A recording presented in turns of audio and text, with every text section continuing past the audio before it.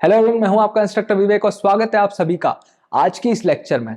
इस लेक्चर में हम बात करेंगे टू डायमेंशनल एरेज के बारे में। एरेज हम ऑलरेडी पढ़ चुके हैं, लेकिन 2D में एरेज क्या होता है, 2D मतलब टू डायमेंशनल एरेज क्या होता है, मल्टी डायमेंशनल एरेज क्या होता है, कैसे उनको बनाते हैं, कैसे उन पे क्वेश्चंस बनते हैं, इस पूरे टॉपिक को हम कवर करने वाले हैं आज के इस लेक्चर में।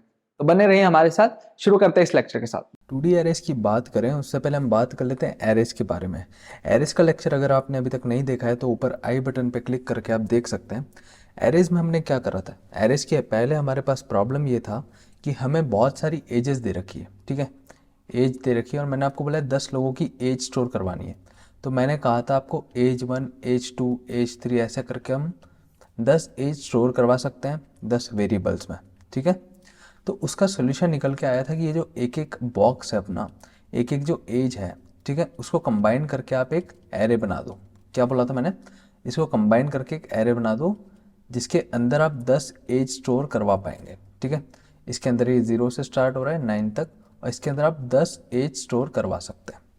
तो ये आपका सोल्यूशन था। उसी तरह से 2D एरे में भी सेम चीज़ होगी। अब अगर आपको मैट्रिक्स के बारे में पता है, अगर मैथमेटिक्स में मैट्रिक्स आपने पढ़ा है तो वहाँ पर ऐसा होता है मैट्रिक्स, ठीक है, ऐसा एक टेबल के फॉर्म में होता है। तो इसी तरह से हमारा 2D एरे बनता है। अब 2D एरे क्या होता है, इस मैट्रिक्स को अगर आप तोड़ते हो, ठीक है, तो 3 हिस्से बनते हैं। पहला हिस्सा ये बनता है, ठीक है, यहाँ पर एक 2, दूसरा हिस्सा ये बनता है और तीसरा हिस्सा ये बनता है। उसी तरह से काम हो रहा है, जैसे यहाँ पर इसको अगर तोड़ेंगे तो 10 हिस्से बनेंगे।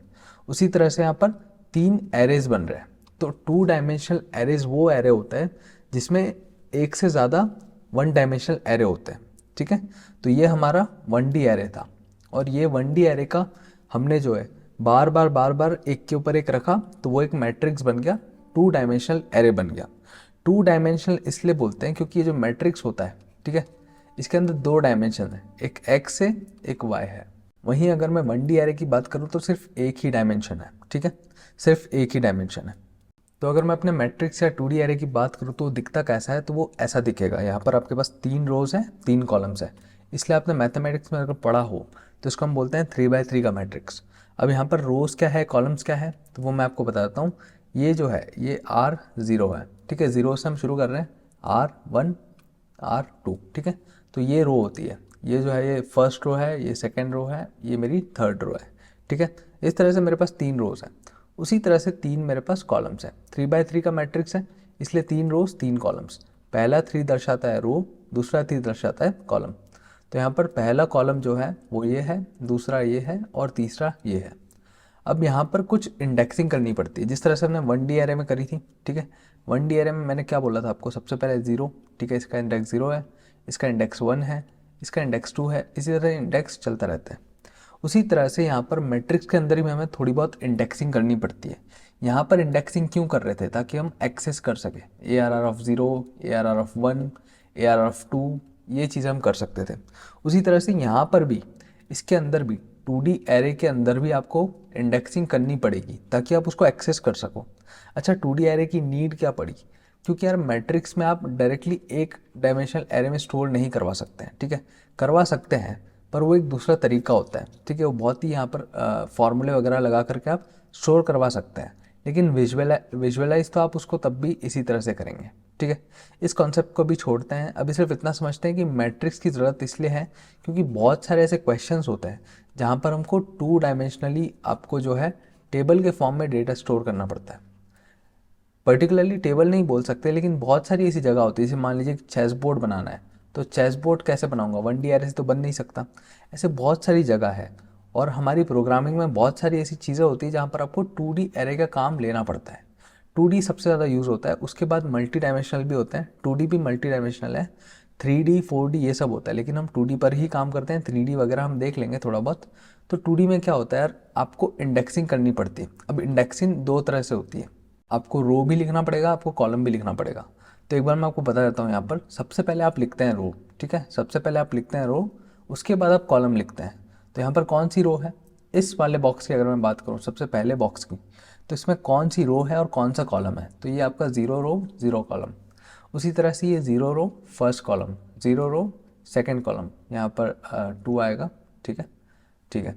यहाँ पर first row zeroth column, first row first column, first row second column. उसी तरह से यहाँ पर 2 0 2 1 एंड 2 2। अब जहाँ मैं आपको बोल रहा था ARR ऑफ 0, अगर मैं आपको सी आउट करवाता हूँ ARR ऑफ 0, तो जहाँ भी ARR ऑफ 0 पर जो भी रखा हुआ है वो आपको मिल जाएगा। उसी तरह से यहाँ पर मुझे क्या करना पड़ेगा, मान लीजिए इस एरे का नाम है मेरा ARR, इस एरे का नाम है ARR, ठीक है। अब ये 1D एरे में हटा देता हूँ, मेरे 2D एरे का नाम है ARR। तो अगर मैं कहता हूँ आपसे कि ARR ऑफ 0 0 कैसे लिखना पड़ेगा, ARR पहला बॉक्स देना है, दूसरा बॉक्स देना है, यहाँ पर आपको रो लिखना है, यहाँ कॉलम लिखना है। तो मैंने रो लिखा 0, कॉलम लिखा 0, तो जो भी फर्स्ट वाले बॉक्स पे वैल्यू होगी वो आपको मिल जाएगी। अगर मैं कहता ARR ऑफ 0 1, ठीक है, तो जो भी इस वाले बॉक्स पे वैल्यू होगी, zeroth row and first column पे जो वैल्यू होगी वो मुझे मिल जाएगी। तो इस तरह से यहाँ पर इंडेक्सिंग होती है 2D एरे की, ठीक है। तो आई होप ये आपको समझ आ गया होगा। चलते हैं अपने VS कोड की तरफ और इसको कोड करके देखते हैं। तो लेक्चर फाइल मैंने ऑलरेडी आपके लिए बना दी है। अब आप बोलेंगे यार सिंटेक्स किस तरह से होता है, जैसे मान लीजिए इंट ARR करके मैंने एक एरे बनाया, तो उसमें मैं 10 लिख रहा था, ठीक है। इस तरह से मैं 1 2 ऐसे करके 10 तक कुछ भी कर सकता था, 10 वैल्यूज़ दे सकता था। या फिर मैं डायरेक्टली बना सकता था इंट ARR ऑफ 10 और बाद में उसमें वैल्यूज़ डाल देता। तो ये सारी चीज़ें होती है। 2D एरे में कैसे करोगे, 2D एरे में कैसे करेंगे वो भी आपको बताते हैं। सेम चीज़ है, ठीक है। मान लीजिए ARR ही नाम ले लेता हूँ, तो यहाँ पर मैं यहाँ पर 10 दे रहा था, ठीक है, इस तरह से कर रहा था। यहाँ पर मुझे एक और लगाना पड़ जाएगा। अब वो कुछ भी वैल्यू हो सकती है। यहाँ पर ये जो वैल्यूज़ है ये क्या वैल्यूज़ है, जो मैंने आपको बॉक्स बताया था। यहाँ पर मान लीजिए मैं 3/3 ले रहा हूँ, 3/3 ले रहा हूँ, ठीक है। तो मैं लिखूँगा इंट ARR और फिर 3 और 3, ये रोज़ है, ये कॉलम है, ठीक है। मैं चाहूँ तो अलग अलग भी ले सकता हूँ। मैं मान लीजिए यहाँ पर ऐसा ले लेता, ठीक है। यहाँ पर क्या हो रहा है, इस तरह से हो रहा है। तो रोज़ कितनी है, first row second row, 1 2 3, 3 column है। तो मैं लिखूँगा ARR 2 रो है 3 कॉलम है, तो ये मेरा 2/3 का मैट्रिक्स हो गया। तो मैं लिख दूँगा इंट ARR 2 और 3, इस तरह से मैं साइज़ दे दूँगा, ठीक है। इनिशलाइज भी कर सकते हैं, सारी चीज़ें कर सकते हैं। तो कोड करके आपको बताता हूँ कि किस तरह से मैं इसको सबसे पहले डिक्लेयर करूँगा, ठीक है। तो मैं सबसे पहले अपना 2D एरे बना रहा हूँ। यहाँ पर मैं हेडिंग डाल देता हूँ 2D एरे, ठीक है, 2D एरे। उसके बाद मैं बनाता हूँ अपना 2D एरे फर्स्ट वाला इंट ARR, और मैंने आपको बताया था 3,3 का बना लेते हैं, ठीक है, 3,3 का मैंने बना लिया। अब यहाँ पर क्या कर सकते हैं हम, वैल्यूज़ दिखानी है हमें बाहर। जैसे मान लीजिए यहाँ पर मैंने 3,3 का बनाया। अब मान लीजिए यहाँ पर मैं ऐसे देता वैल्यूज़ 1, 2, 3, 4, 5, 6, ठीक है। इस तरह से मैंने वैल्यू दे दी। अब इसमें कितनी वैल्यू स्टोर हो सकती है, सबसे बड़ा प्रश्न होता है, ठीक है। 3/3 के इसमें कितनी वैल्यू स्टोर हो सकती है, ये 3/3 का है, इसमें कितनी वैल्यू स्टोर हो सकती है, 1 2 3 4 5 6 7 8 9। तो 3/3 मतलब डायरेक्टली इसको मल्टीप्लाई कर दो 9 वैल्यूज़। 2/3 होगा तो कितनी वैल्यू स्टोर हो सकती है, 3। 4/4 होगा तो 16, डायरेक्टली आपको मल्टीप्लाई करना है। तो यहाँ पर मेरा 3/3 है, तो इसमें मेरी 9 वैल्यू स्टोर हो सकती है, लेकिन यहाँ मैं 6 ही दे रहा हूँ, ठीक है। यहाँ पर मुझे 3 वैल्यूज़ और देनी है, तो 3 वैल्यूज़ और देता हूँ मैं 6, 7, 8, 9। कुछ भी वैल्यूज़ दे सकता हूँ, मैंने लाइन से दे रखी है। अब इस लाइन से क्या हुआ होगा, मेरा 3/3 का एक मैट्रिक्स बना होगा, ठीक है, जिसके अंदर मेरी सारी वैल्यू स्टोर्ड हुई होगी। 1 2 3 4 5 6 7 8 9, ये मेरी सारी वैल्यू स्टोर हो गई।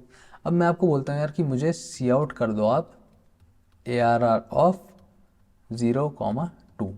अब 0,2 मतलब जीरोथ रो सेकेंड कॉलम, मतलब ये 0 1 2 सेकेंड कॉलम, तो इसका आउटपुट आ जाएगा 3। अगर मैं आपसे कहता सी आउट कर दो ARR ऑफ 2,2, ठीक है, तो ये होता सेकेंड रो सेकेंड कॉलम, तो मुझे मिल जाता 9। उसी तरह से अगर मैं कहता फर्स्ट रो जीरोथ कॉलम, तो ये जाता फर्स्ट रो जीरोथ कॉलम, तो मुझे मिल जाता 4। अब ये तीनों चीज़ें मैं आपको लिख के बताता हूँ। उसके बाद हम फॉर लूप की मदद से भी आउटपुट निकालेंगे। फॉर लूप की मदद से पूरा एरे आपको प्रिंट करना सिखाते हैं। नेस्टेड फॉर लूप उसमें यूज़ होता है, ठीक है। सबसे पहले सी आउट कर लेते हैं 0 और 2, ठीक है। उसके बाद मैं कर दूंगा एंडल, देन सी आउट क्या था मेरा 2,2, ठीक है, 2,2, फिर एंडल, और फिर लास्ट में सी आउट था मेरा 1,0, 1 और 0। इस तरह से लिखते हैं, ठीक है, ये सिंटेक्स होता है।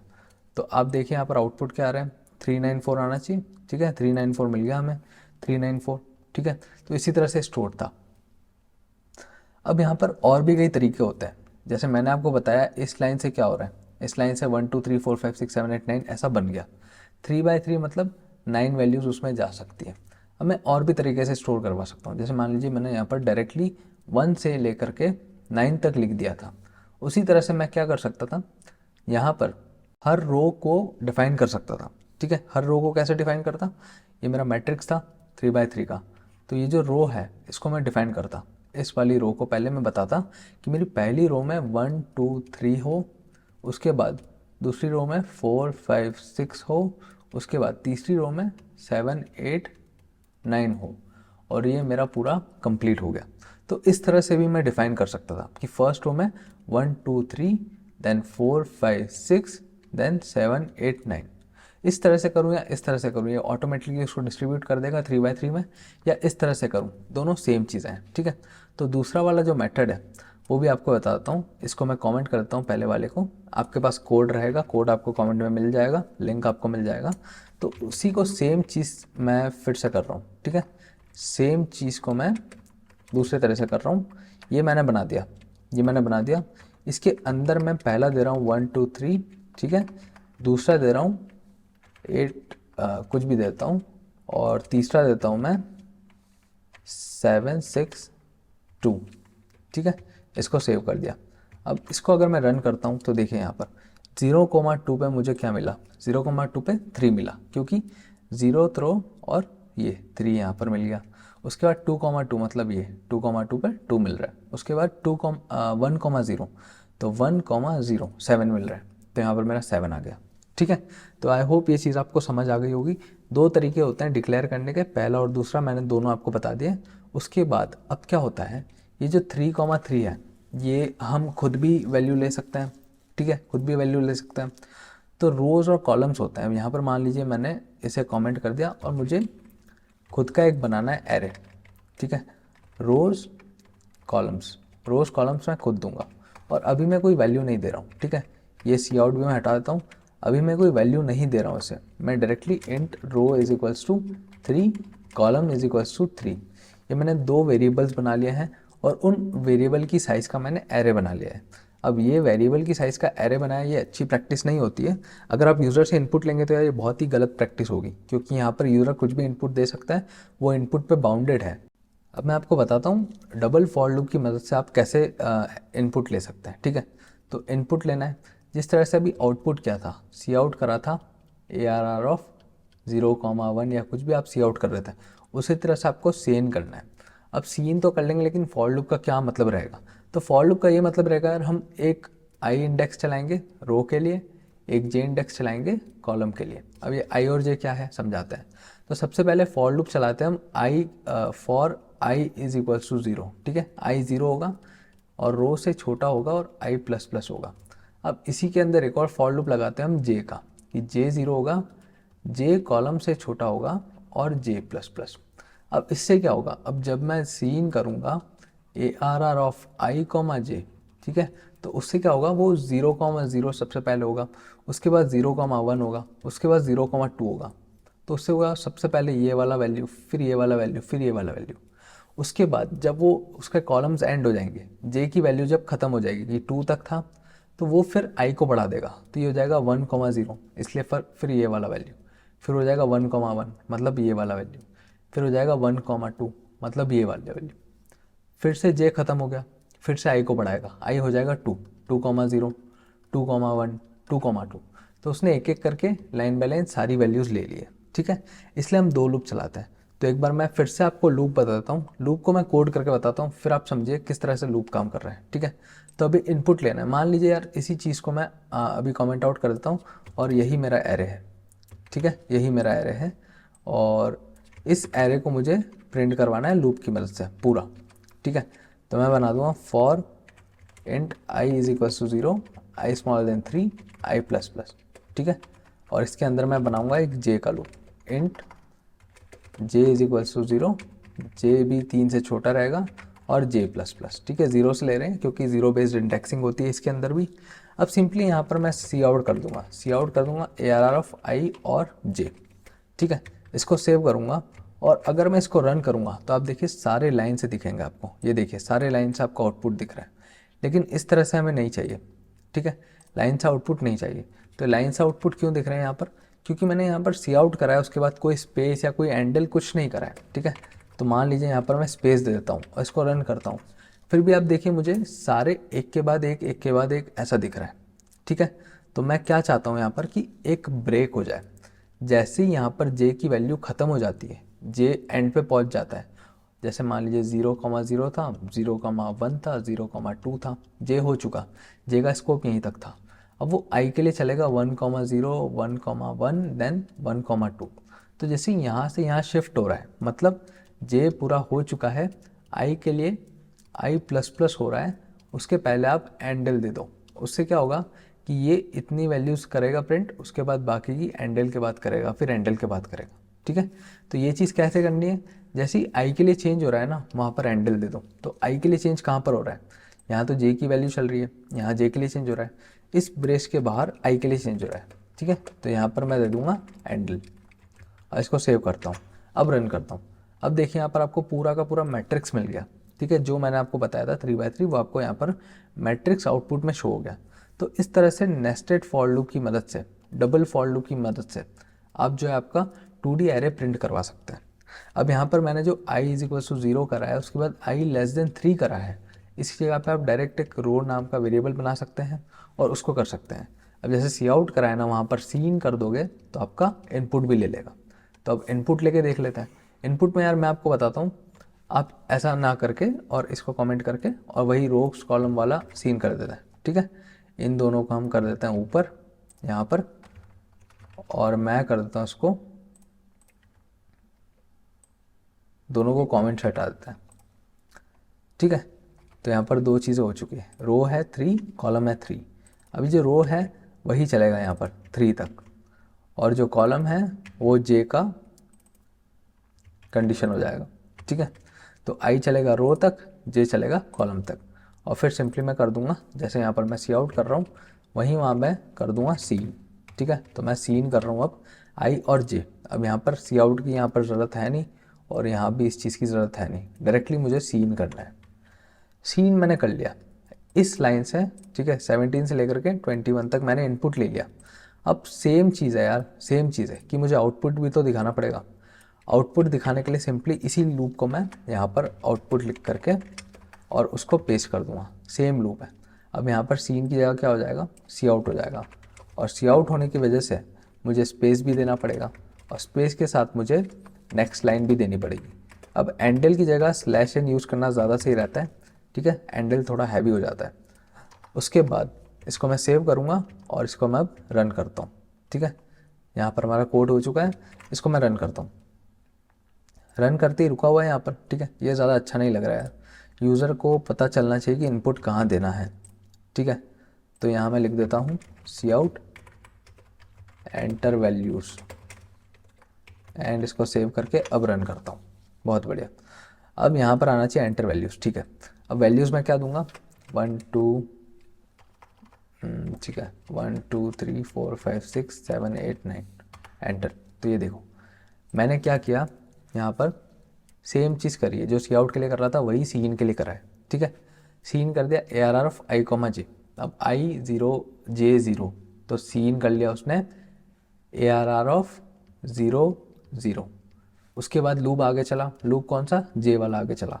तो आई तो 0 है, जे 1 हो गया, तो उसने सीन कर लिया 0,1 के लिए, ठीक है। जैसे जैसे मैं यहाँ पर स्पेस दे रहा हूँ, 1 के बाद मैं स्पेस दिया, उसके बाद मैंने 2 लिखा, तो स्पेस से वो समझ जाता है कि ठीक है आप नेक्स्ट इनपुट दे रहे हैं। या तो स्पेस दे दीजिए या नेक्स्ट लाइन दे दीजिए। जैसे 1 के बाद मैं एंटर करता, फिर 2 लिखता, फिर एंटर करके 3 लिखता, तो भी वो समझ जाता। तो उसी तरह से यहाँ पर लूप जे के लिए एक और आगे बढ़ेगा 0,2, तो वो 0,2 के लिए इनपुट ले लेगा। यहाँ तक कंडीशंस हो चुकी है कॉलम की पूरी, फिर रो एक आगे बढ़ जाएगी, तो आई की वैल्यू 1 हो जाएगी और जे फिर 0 पे आ जाएगा। फिर है 1,1 1,2। उसके बाद फिर से कॉलम की कंडीशन पूरी हो चुकी है, आई हो जाएगा 2 2,0 2,1 2,2। इस तरह से उसने सारे इनपुट्स ले लिया है और उसको फिर लास्ट में प्रिंट कर दिया है as a form of matrix, ठीक है। तो ये अपने 2D एरे की बात हो गई है। 2D एरे में इनपुट कैसे लेना है और आउटपुट कैसे शो करना है है ना। तो यहाँ पर मैंने आपको इनपुट बता दिया, इस तरह से लेते हैं, यहाँ पर मैंने आपको इनपुट बता दिया, ठीक है। यहाँ लिख देता हूँ मैं इनपुट, बहुत बढ़िया। ये हमारा इनपुट का कोड हो गया नेस्टेड की मदद से। उसी तरह से यहाँ पर हमारा आउटपुट का कोड हो गया। तो ये जो आपका 2D एरे है, इसी पे एक क्वेश्चन कर लेते हैं। अगर आपने मैथमेटिक्स में मैट्रिक्स पढ़ा हो तो उसमें मान लीजिए एक मैट्रिक्स है 3x3 का, ठीक है। तो ये एक ए मैट्रिक्स है, ये एक बी मैट्रिक्स है, ठीक है। तो आपका क्वेश्चन है कि sum of matrix, sum of two matrix, ठीक है। तो ए के अंदर कुछ वैल्यूज़ है, बी के अंदर कुछ वैल्यूज़ है, और आपका एक सी आउटपुट मैट्रिक्स आना चाहिए जिसके अंदर इन दोनों मैट्रिक्स का सम हो। अब दोनों मैट्रिक्स का सम कैसे होता है, करस्पॉन्डिंग वैल्यूज़ का। जैसे यहाँ पर ये जो वैल्यू रखी है ए और यहाँ पर जो रखी है बी, तो यहाँ पर एक ऐसी वैल्यू आनी चाहिए सी जिसका मतलब हो C is equals to A plus B. यहाँ पर मान लीजिए एक्स रखा है, यहाँ वाई रखा है, तो यहाँ एक ऐसा जेड आना चाहिए जिसका मतलब हो एक्स प्लस वाई। जहाँ पोजीशन एक्स की है और वाई की है वहीं पोजीशन होगी जेड की। तो ये बहुत ही सिंपल सा क्वेश्चन है। सिंपल क्यों है, क्योंकि आपको लूप के अंदर जा करके, ठीक है, डबल लूप के अंदर जा करके सिर्फ आपको सम करवाना है, ठीक है। क्या कहना चाह रहा हूँ मैं, सिर्फ आपको सम करवाना है, मतलब आपकी जो दो मैट्रिसेस है उसको आपको सिर्फ सम करवाना है। जैसे मान लीजिए आपका ARR ऑफ 1 बना हुआ है और ARR ऑफ 2 बना हुआ है, और आपको आउटपुट में ARR ऑफ 3 चाहिए। तो आपको ARR ऑफ 3 ऑफ i और j में जा करके सिर्फ ये लिखना है कि आपका ARR ऑफ 1 ऑफ i और j plus ARR of 2 of i of j। बस ये लाइन लिखनी है कि ARR 3 का जो i j है वो 1 के और 2 के i j के इक्वल हो, ठीक है। लूप सिर्फ एक बार ही चलेगा, लूप सिर्फ एक बार ही चलेगा। तो इसको करके देख लेते हैं। अपने को दो मैट्रिक्स लगेगा, दो मैट्रिक्स को हम यहाँ पर मान लीजिए यहाँ पर इसी को ले लेते हैं, ठीक है। इसी को कॉपी कर लेता हूँ, ये सारा अभी कमेंट कर देता हूँ, ठीक है। बहुत ही सिंपल सा क्वेश्चन है, फटाफट से यहाँ पर कर लेते हैं। यहाँ पर मैंने इसको पेस्ट कर दिया है और इसका नाम रख देता हूँ मैं ARR ऑफ 1, ठीक है, 1 रख दिया। उसी तरह से मैं सेम यहाँ पर कॉपी करके सेकंड भी बना लेता हूँ अपना, और सेकंड की वैल्यूज़ चेंज कर देता हूँ। तो यहाँ मैंने दो मैट्रिक्सेस बना लिए, ठीक है। अब मुझे एक थर्ड भी बनाना पड़ेगा क्योंकि मुझे इसका आंसर जो है वो भी स्टोर करवाना है, ठीक है। तो वो भी मैं 3x3 का बना लेता हूँ, और अभी उसमें कोई वैल्यू नहीं डाल रहा हूँ। अब मुझे सिंपली लूप चलाना है, i0, i<3, i++, ठीक है। ये सिंपल लूप तो मैं चला ही दूंगा। j0 है, j<3 है, j++ है। अब इस लूप के अंदर मुझे क्या काम करवाना है, अभी मैं प्रिंट वगैरह कुछ नहीं करवा रहा हूँ, मुझे सिर्फ अपना ऑपरेशन परफॉर्म करवाना है, एडिशन का ऑपरेशन परफॉर्म करवाना है। तो सिंपली मैं लिखूंगा कि ARR 3 ऑफ i, j, कि ARR 3 के i, j पे कौन सी वैल्यू मैं रखना चाहूँगा। अभी मेरा ARR 3 कुछ भी नहीं है, खाली है, ठीक है। मैंने सिर्फ उसे ऊपर बना रखा है, उसमें वैल्यूज़ नहीं डाली है। तो वहाँ पर मैं वैल्यू रखना चाहता हूँ ARR 1 ऑफ i, j की जो वैल्यू है उसमें मैं ऐड कर दूँ ARR 2 की i, j की वैल्यू, ठीक है। सिंपली एक लाइन मैंने लिखी है, और इस कोड की मदद से उसकी जो करस्पॉन्डिंग वैल्यूज़ है वो ऐड हो करके ARR 3 की जो वैल्यूज़ हैं वहाँ पर आ जाएंगी, ठीक है। अब मुझे क्या करना है, यही दो लूप चाहिए, यही दो लूप चाहिए मुझे प्रिंट करवाने के लिए, ठीक है। यहाँ पर मुझे सी आउट करवाना है ARR ऑफ 3 का मुझे बताना है, ठीक है। हमें अपना रिजल्ट प्रिंट करवाना है, तो वो मैं यहाँ पर प्रिंट करवा दूंगा, वही सेम मेथड है, ठीक है। यहाँ पर मैं लगा दूंगा नेक्स्ट लाइन, और इसको सेव करता हूँ और इसको रन करता हूँ, ठीक है। तो इसको रन करके देखिए आपको क्या आंसर मिल रहा है। यहाँ पर मुझे सबसे पहले मिल रहा है 8 कैसे आया, ये 1 है यहाँ पर, और यहाँ पर 7 है। उसी तरह से 2 + 9 11, ठीक है। लास्ट में देखें तो 2 + 9 11, यहाँ पर 7 और 7, यहाँ पर आपका हो गया 14, ठीक है। उसी तरह से बीच वाला एलिमेंट 5 और 8, 5 + 8 कितना होता है 13, उसी तरह से यहाँ पर 13 आ गया। तो ये आपका आउटपुट मैट्रिक्स मिल गया है, ठीक है। तो अगर मैं इसको A बोलता हूँ, इसको B बोलता हूँ, तो ये मेरा C हो गया, A + B = C। तो एडिशन ऑफ मैट्रिक्स का सिंपल सा प्रोग्राम है। उसी तरह से सब्सट्रैक्शन अगर करना है तो यहाँ पर आप माइनस लगा देंगे, ठीक है। उसी तरह से मल्टीप्लिकेशन करना है तो यहाँ मल्टीप्लिकेशन नहीं लगा सकते हैं। क्यों? क्योंकि मल्टीप्लिकेशन ऑफ मैट्रिक्स का एक रूल होता है, ठीक है। मल्टीप्लिकेशन का एक रूल होता है, उसको आपका होमवर्क समझ के आपको करना है। मल्टीप्लिकेशन में थोड़ा सा मैथमेटिकल कॉन्सेप्ट लगता है, उसमें आपका रोज़ और कॉलम्स इस तरह से मल्टीप्लाई होता है और उसके कुछ रूल्स भी होते हैं कि नंबर ऑफ़ जो रोज़ है और कॉलम्स है वो इस तरह से डिफाइन होनी चाहिए कि जो आपका 3/3 है, मान लीजिए ए 3/3 है और बी आपका 3/2 है, तो ये मल्टीप्लाई हो जाएंगे। ये और ये अगर सेम है तो मल्टीप्लाई हो जाएगा और जो आउटपुट मिलेगा वो ये एंड ये मतलब 3/2 मिलेगा। ठीक है, तो ये कुछ रूल्स होते हैं, मैंने आपको बता दिए हैं। अब मल्टीप्लाई कैसे करना है वो जा करके आप देखिए, होमवर्क करिए। आपको नहीं समझ आता है तो आने वाले वीडियोस में हम इस क्वेश्चन को भी कवर कर लेंगे। ठीक है, तो ये हमने 2D एरे की बात कर ली है, उस पर एक प्यारा सा क्वेश्चन भी कर लिया है, प्लस और माइनस मल्टीप्लिकेशन वाला आपको दे दिया है। अब हम थोड़ी सी बात कर लेते हैं 3D एरे के बारे में। ठीक है, 3D इतना इंपॉर्टेंट नहीं होता है, बट फिर भी बेसिकली आपको थोड़ा बहुत पता होना चाहिए कि 3D एरे क्या होता है, कैसे बनता है, कैसे प्रिंट होता है, क्योंकि इसमें फिर से 3D है, 3 डायमेंशनल है, तो 3 लूप्स लगेंगे। ठीक है, तो 2 डायमेंशनल कैसे बना था, ये आपका 1 डायमेंशनल था। उसी तरह से यहाँ पर आपका ये 2 डायमेंशनल था, एक्स एंड वाई। ठीक है, अब 3 डायमेंशनल कैसे बनेगा उसको एक बार समझते हैं। तो 3 डायमेंशनल बनाने के लिए हमको वही करना है, जैसे यहाँ पर मैंने आपको 2 एरेज, 2 यहाँ पर स्क्वायर ब्रैकेट्स लगाए हैं, वहाँ पर 3 स्क्वायर ब्रैकेट्स लगाने हैं। ठीक है, तो इस पूरे कोड को मैं कमेंट कर देता हूँ और फिर हम बात करते हैं 3D एरे के बारे में। ठीक है, तो अगर मैं 3D एरे की बात करूँ तो वो क्या होगा, जैसे 2D एरे क्या था, combination of 1D array, 3D array क्या होगा, कॉम्बिनेशन ऑफ 2D एरे। तो 3D एरे अगर ऐसा मैं बना रहा हूँ तो एक 2D एरे यहाँ पर आना चाहिए, ठीक है, कॉमा एक 2D एरे यहाँ पर आना चाहिए, इसी तरह से होगा। ठीक है, तब जा कर के 2D एरे का एक एरे बनेगा और 2D एरे का एरे कौन होगा, 3D एरे। ठीक है, 2D एरे का एरे कौन होगा, 3D एरे।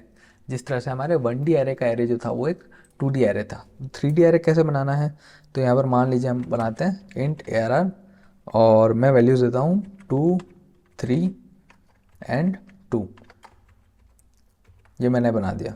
ठीक है, इसको मुझे डिफ़ाइन करना है, यहीं पर मैं कर रहा हूँ डिफ़ाइन। तो मैं कैसे करूँगा, अब यहाँ पर एक इसके अंदर मुझे एक 2D एरे का, मुझे सबसे पहले यहाँ पर एक 2D एरे देना है, उसके बाद यहाँ पर एक और 2D एरे देना है, क्योंकि मैंने 2 साइज़ लिया। ठीक है, अब वो जो वही 2D एरे होगा वो 3,2 का होगा।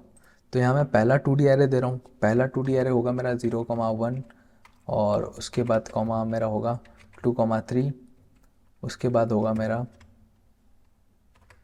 4,5, ये हो गया मेरा पहला। और दूसरा होगा मेरा 6,7, उसके बाद होगा मेरा 8,9 एंड देन 10,11, ये मेरा दूसरा हो गया। तो इस तरह से मैंने, ये एक 2D एरे है, ये दूसरा 2D एरे है। ठीक है, ये दोनों 2D एरे को मैंने एक एरे के अंदर, ये एक 2D एरे है, ये दूसरा 2D एरे है और ये पूरा एक 3D एरे है, उसके अंदर 2 2D एरे डाल दिए। ठीक है, और एक 2D एरे का क्या है, 3/2 का मैट्रिक्स बना रखा है मैंने। ठीक है, तो इस तरह से मैंने एक 3D एरे बना लिया है। अब इसको मैं प्रिंट कैसे कराऊंगा, तो मुझे 3 लूप्स चाहिए, इंट i = 0 और i चलेगा 2 के लिए, i++। ठीक है, ये तो i हो गया। उसी तरह से j करेंगे जैसे पहले कर रहे थे, इंट j = 0, j चलेगा 3 तक, j++। ठीक है, और अब यहाँ पर इसके अंदर एक और वेरिएबल आ जाएगा। ठीक है, तो अब आ जाएगा आपका k 0, k चलेगा 2 तक, k++। अब इसके बाद मैं कर दूंगा cout ARR of i j k। ठीक है, सेम यहाँ पर स्पेस दूंगा। अब यहाँ पर 2 बार मुझे हैंडल करना पड़ेगा, एक तो इस लूप के बाहर, ठीक है, इस लूप के बाहर, क्योंकि मुझे अब अलग अलग जगह पर लाइन ब्रेक चाहिए, और एक इस लूप के बाहर। अब इसको मैं सेव करूँगा एंड अगर मैं इसको रन करता हूँ, ठीक है, तो आप देख सकते हैं यहाँ पर मेरा 3D एरे था, तो यहाँ पर मेरे को 2 2D एरे मिल चुके हैं, 2 2D एरे मिल चुके हैं। ठीक है, अब आउटपुट में इसी तरह से दिखेगा, एक 2D एरे ये है और एक 2D एरे ये है। ठीक है, तो इस तरह से मैंने अपना 3D एरे भी प्रिंट कर दिया है। अब ये इतना कुछ हाई फाई चीज़ है नहीं, 3 लूप चलाए हैं, i j और k मैंने काउंटर वेरिएबल्स लिए हैं और i j k इसी तरह से डायरेक्टली लिखा है ARR of i j k। ठीक है, तो जितने डायमेंशंस हो आपके एरे के, मान लीजिए ND एरे होता तो मैं कैसे लिखता, ARR ऑफ, अब जो भी मैं लिखता यहाँ पर 1 से अगर शुरुआत करता तो वो जाता मेरा n तक। ठीक है, इसी तरह से जैसे i j और k है, ये 3 है तो ये 3D एरे हो गया।